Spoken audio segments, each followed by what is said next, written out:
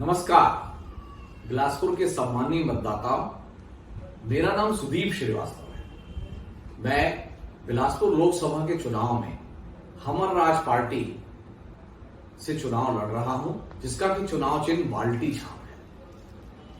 इसके पहले लगभग 20 सालों से मैं विभिन्न सामाजिक क्षेत्रों में काम करता रहा। बहुत सारे बिलासपुर के विकास के लिए, बिलासपुर क्षेत्र के विकास के लिए जो जन आंदोलन हुए, उनमें भी मेरी सक्रिय भागीदारी रही।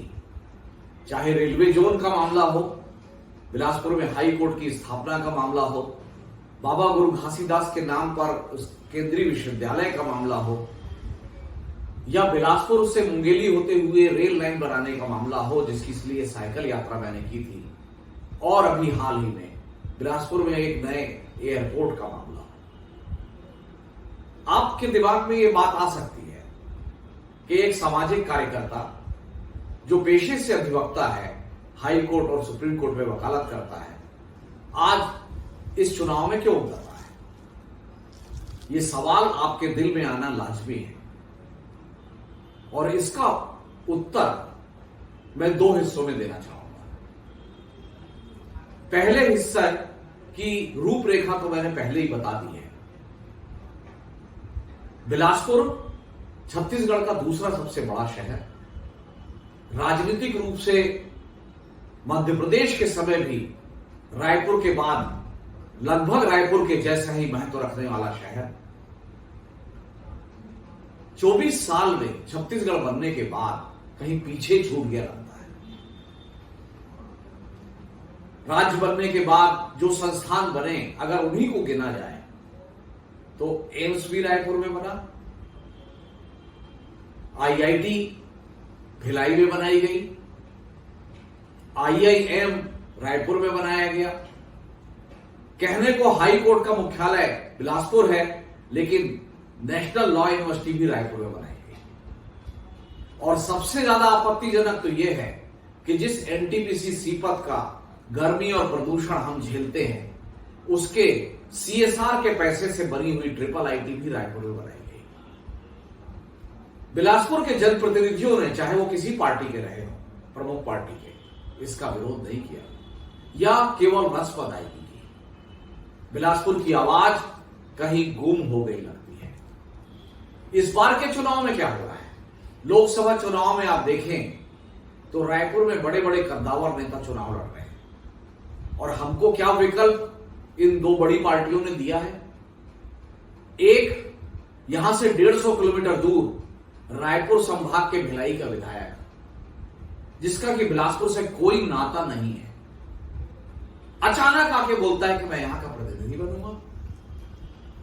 4 महीने पहले उन्होंने भिलाई के लोगों से वादा किया था कि मैं आपकी सेवा करूंगा 5 साल, और 4 महीने बाद ही अपना वादा तोड़कर बिलासपुर में नए वादे कर रहे हैं।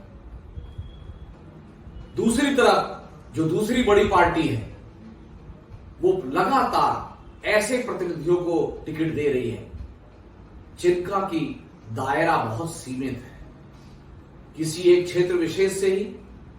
और आज जब उनके पास कई बड़े नेता मौजूद थे जो कि राज्य मंत्रिमंडल में जगह नहीं पाए हैं, उसके बाद भी एक मजबूत नेतृत्व बिलासपुर को नहीं दिया जा रहा है।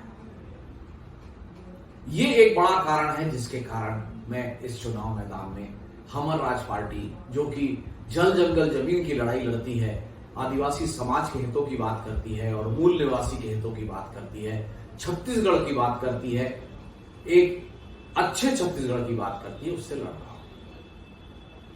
जो दूसरा प्रमुख कारण है वो भी बहुत महत्वपूर्ण है। चाहे भाजपा हो चाहे कांग्रेस, दोनों लगातार जो बातें कर रही हैं, उससे एक बात साफ समझ में आती है कि आने वाली संसद बहुत महत्वपूर्ण है।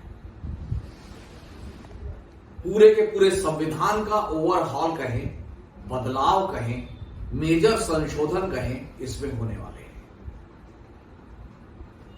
1 नेशन 1 इलेक्शन, एक देश एक चुनाव, परिसीमन जिससे कि सीटें नहीं घटेंगी बढ़ेगी, और समान नागरिक संहिता, ऐसे कुछ बड़े मुद्दे हैं जिनके लिए संविधान में बड़े बदलाव प्रस्तावित किए जाएंगे।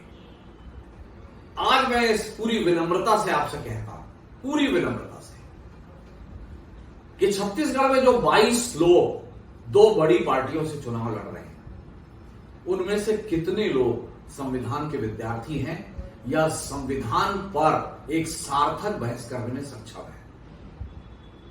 यह सवाल मैं इसलिए उठा रहा हूं कि 1947 में जब देश आजाद हुआ और संविधान सभा बनी और उसने संविधान बनाया, तो उसमें 70% बैरिस्टर थे। आज जो 22 लोग छत्तीसगढ़ की 11 सीटों में इन दोनों पार्टियों से लड़ रहे हैं, इनमें एक भी बैरिस्टर है? जवाब नहीं है।